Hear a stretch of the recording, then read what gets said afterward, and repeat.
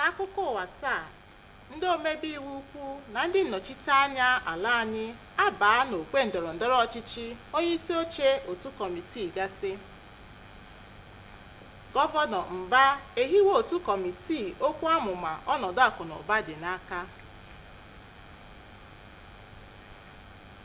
Ị ga-anụkwa ka ndị ọnụ na-eru n'okwu si akpọ oku ka akwalite ọnọdụ ụmụntakịrị nwere nje ọrịa mmịnwụ.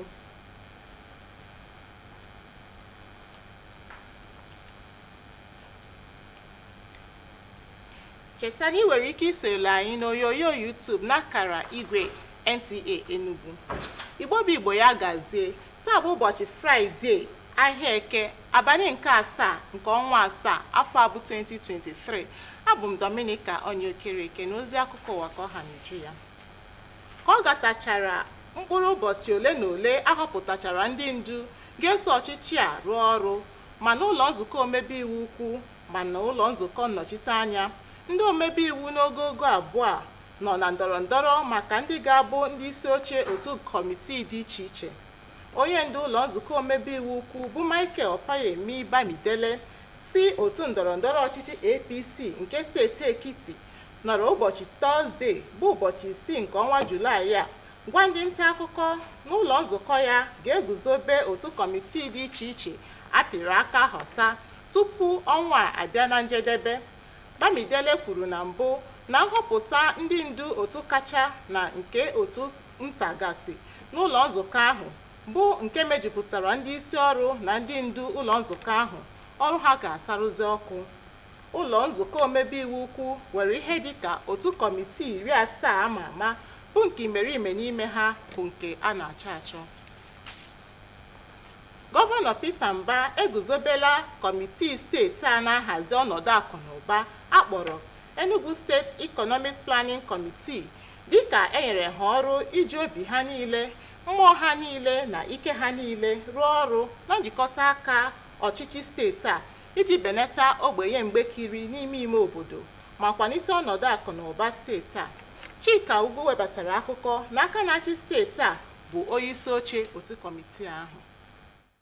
Ozi akụkọ ọhụrụ na gọọmenti steeti a chọrọ ibulite akụnụba steeti a site na ka ọ dị buara ya gaa na njeri $30 ma mee ka Enugu steeti soro na steeti atọ obodo a ga-ama ama na akụnụba ha bụ ịgba.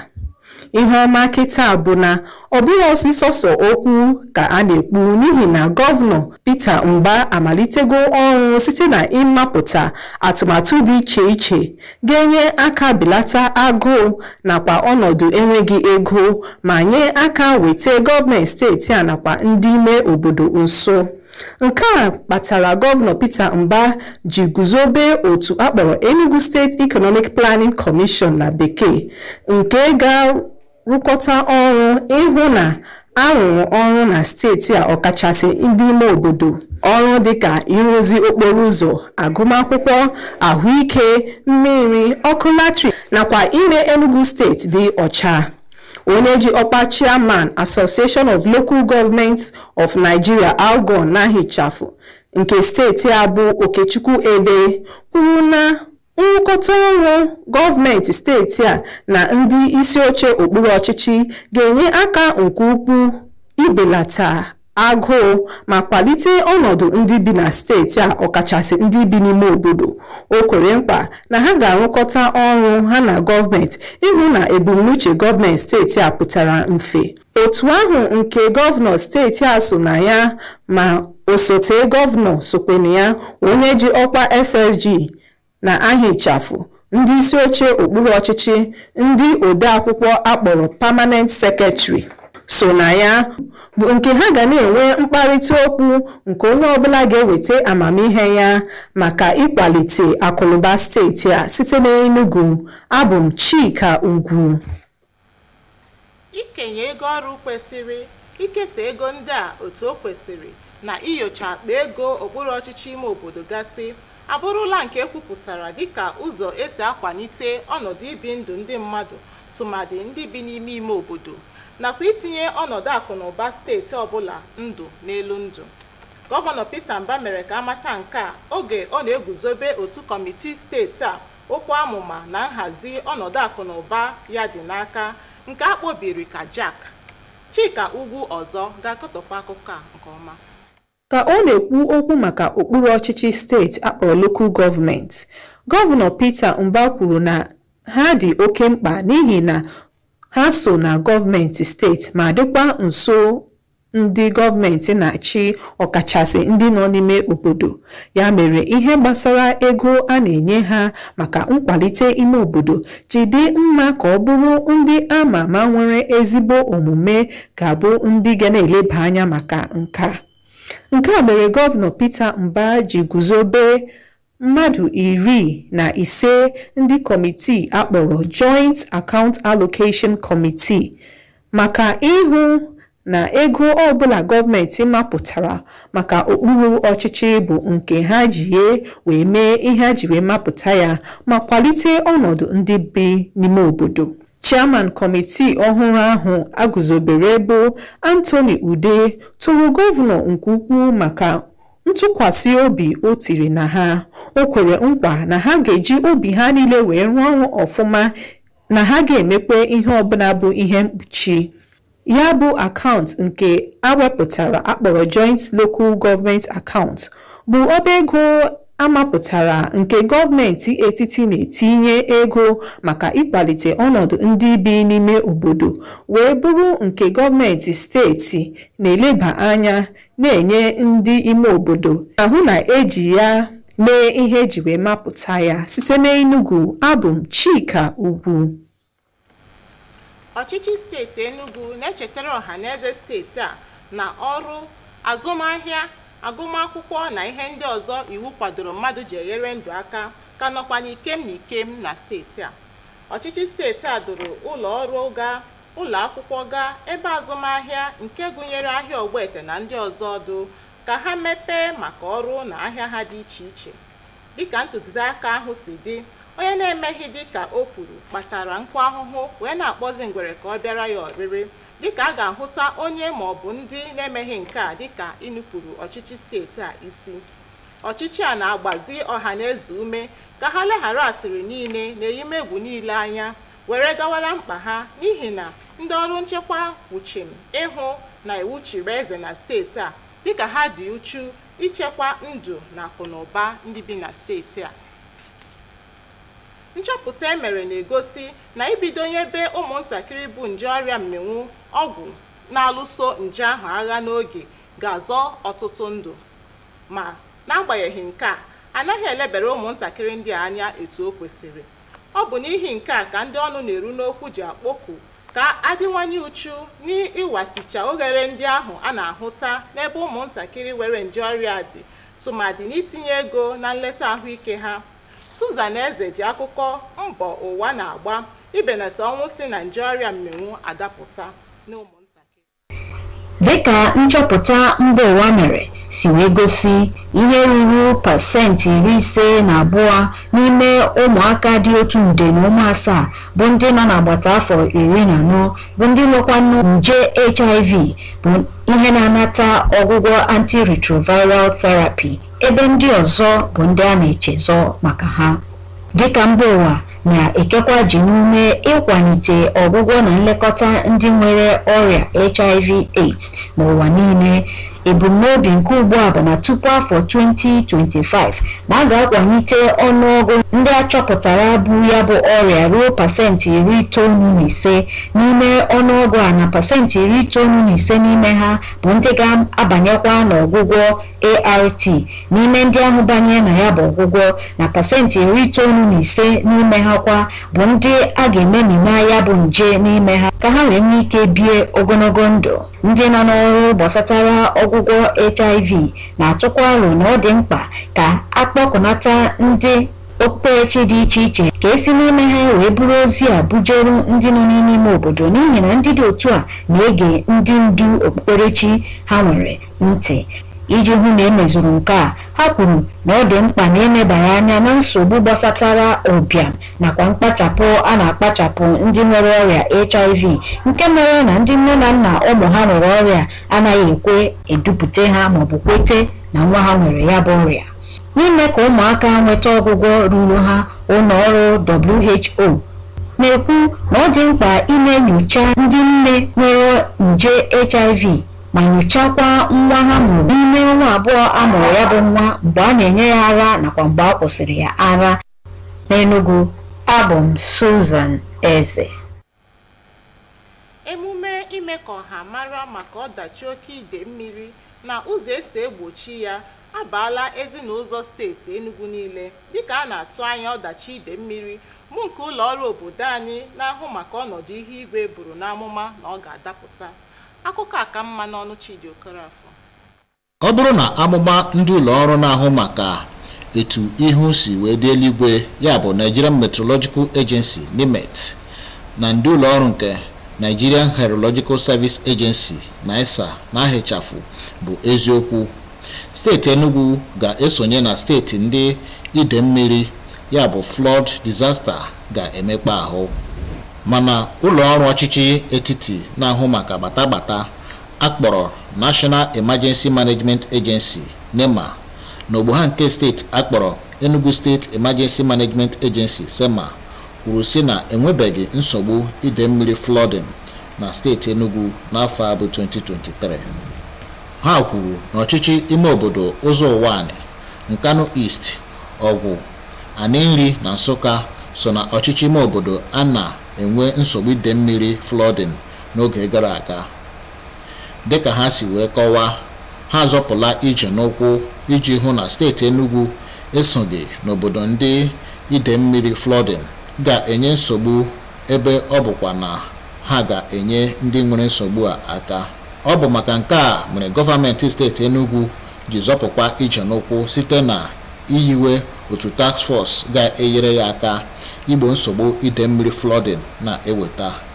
Otu task force a nwere ọtụtụ ọrụ ha ga-arụ, gụnyere ịchọpụta ụlọ ndị arụrụ na ọwa mmiri na ihe ndị ọzọ.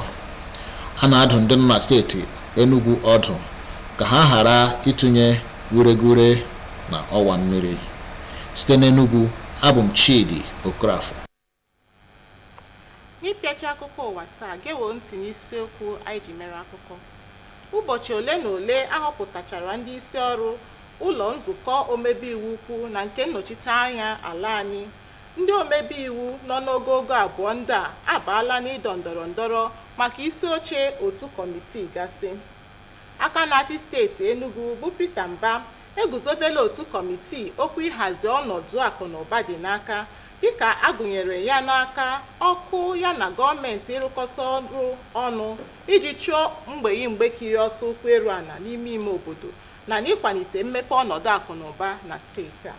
Anyị kọkwara gị ka ndị ọnụ na-eru n'okwu si akpọku ịdịwanye uchu n'igbochi ohere ndị ahụ a na-ahụgasị na nleta ahụike ụmụntakịrị nwere nje ọrịa mmịnwụ, tụmadị ebe ọ metụtara itinye ego na ya na n'ileta ha. Ọgwụ ka ọ ha anyị n'ọnụ n'akụkọ ụwa taa. Chinenwe nọzi nso maka ịtape gị bụ akụkọ ụwa nọ n'asụsụ Bekee. Kachifo.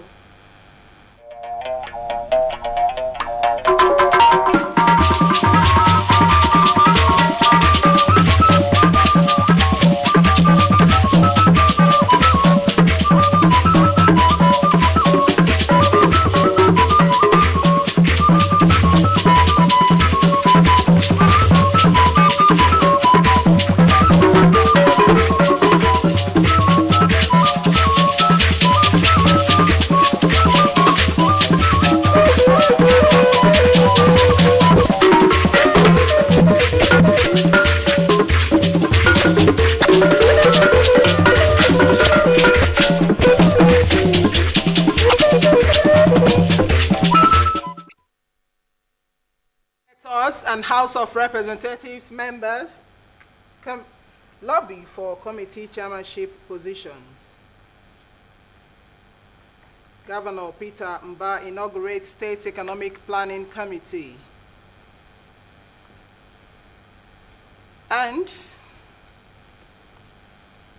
key players call for renewed commitment in pediatric HIV funding and care.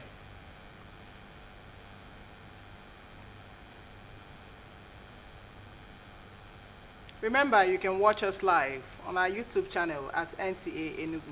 A very good evening to you and many thanks for joining us on the news at 7. Few days after the emergence of principal officers in both Senate and House of Representatives, lawmakers in both chambers have intensified lobbying for the chairmanship positions of various committees. The Senate leader, Michael Oyemi Bamidele, APC Ekiti, had on Thursday, July 6th, informed journalists that the Red Chamber will constitute special and standing committees before the end of the month. Bamidele had said the emergence of the majority and minority caucus, which makes up the principal officers, would hit the ground running. The Senate has about 70 standing committees, most of which are referred to as juicy and most sought after. Since the principal officers have been constituted, senators eyeing heads of various standing committees have intensified their lobby, deploying different strategies to outdo one another in the race.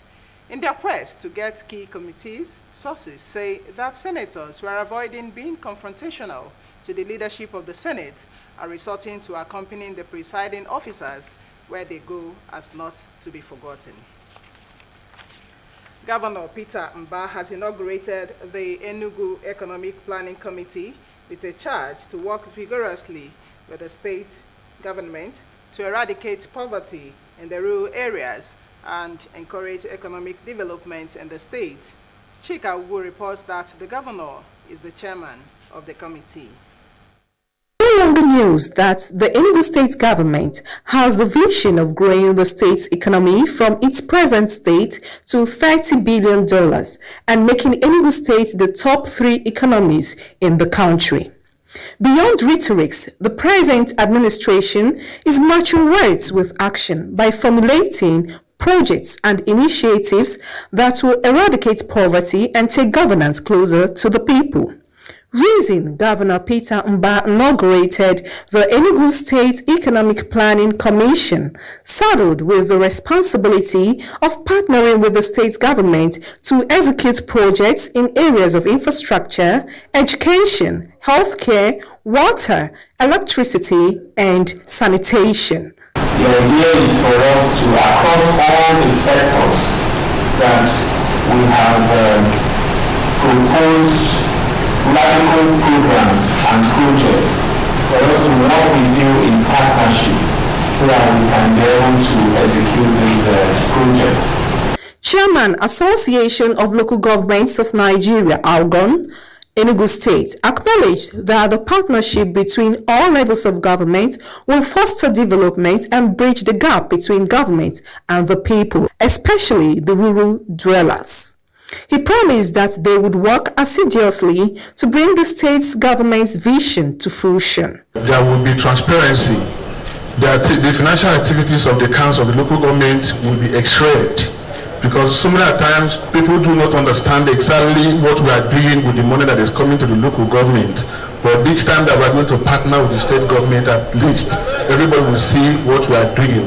The commission, which constitutes the governor, deputy governor, SSG, local government chairmen, commissioners, and permanent secretaries, is a platform for exchange of ideas and knowledge for the growth of the state. In Enugu, Chika Ugu, NTA News. The Enugu state government says work, business, and other legitimate endeavors will continue in the state. And failure to comply with this directive will be deemed as willful undermining government's efforts to restore full working days, productivity, and entrepreneurship in the state, and will as such be met with appropriate sanctions. Government wants members of the public to disregard any scaremonger and go about their businesses, and security measures are fully in place to continue to enforce law and order and safeguard lives and property. I will take a break here. The news continues in a moment. Do stay.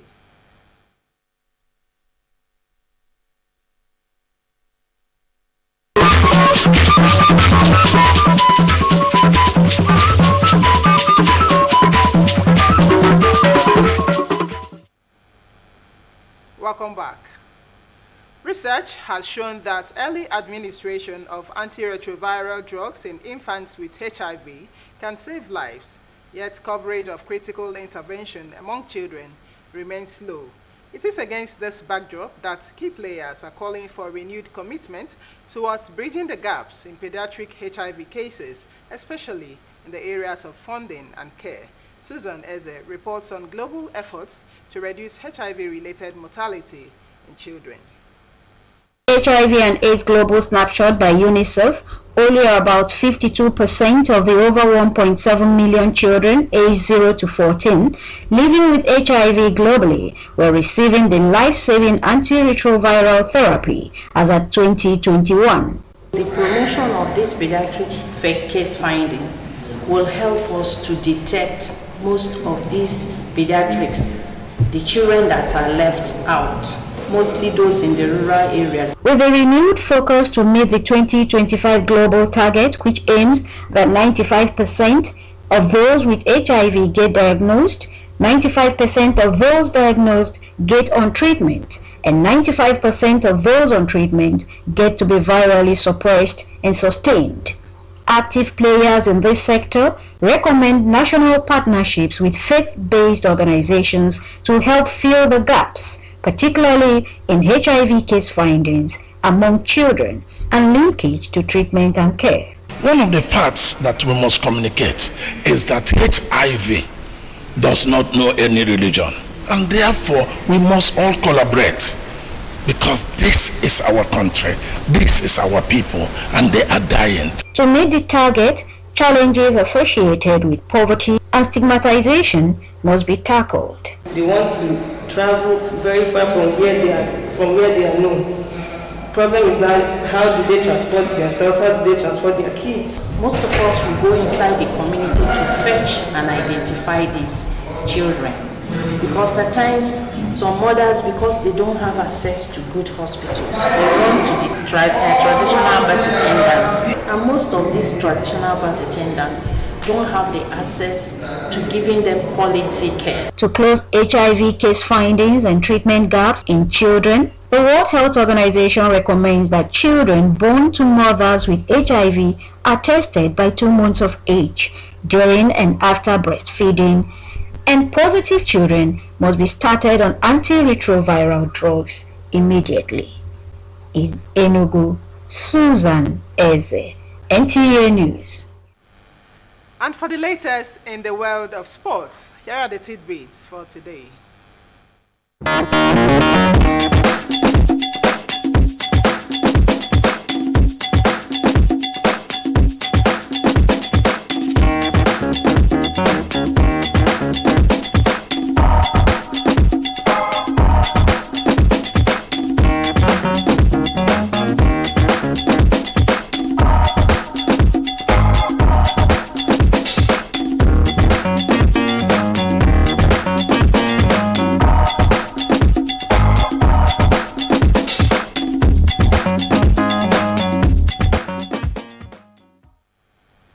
And that concludes our package for tonight. But before we go, here are the main points. Few days after the emergence of principal officers in both Senate and House of Representatives, lawmakers in both chambers have intensified lobbying for the positions of chairmen of various committees. Enugu State Governor Peter Mba has inaugurated the State Economic Committee. And we also reported that key players are calling for renewed commitment towards bridging the gaps in pediatric HIV cases, especially in the areas of funding and care. And that was the news. Nation building is a collective responsibility. Play your part. Do have a lovely weekend. Good night.